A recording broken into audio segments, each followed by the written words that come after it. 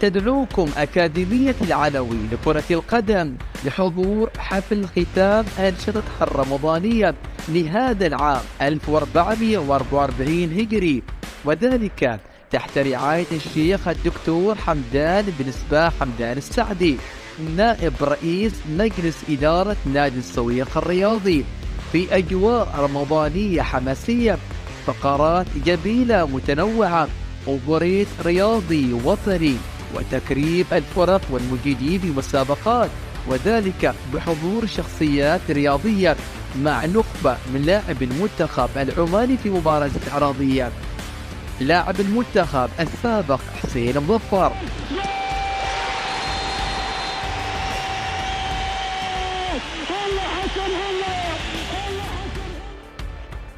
اللاعب الموهوب صلاح اليحيائي، فيها صلاح، فيها اليحيائي، فيها ركلة جزام، فيها ركلة جزام، صمام الأمان حارب السعدي، يعملوها ولا ايه؟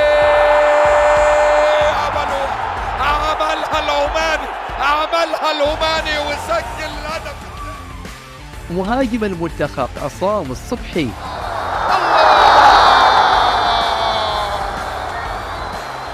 الشعار سيفين والخنجر. الهداف المتميز محسن الغساني، في المرمى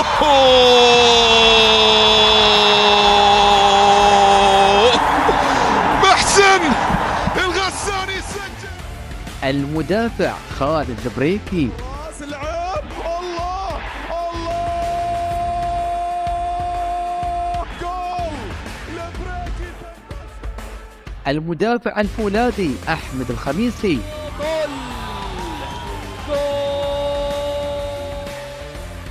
العملاق العبد النوفلي، تقطع الكرة الماضية، عادت إلى العبد النوفلي، تصويبة ستاتي بالفعل تاتي. الله الله الله الله الله.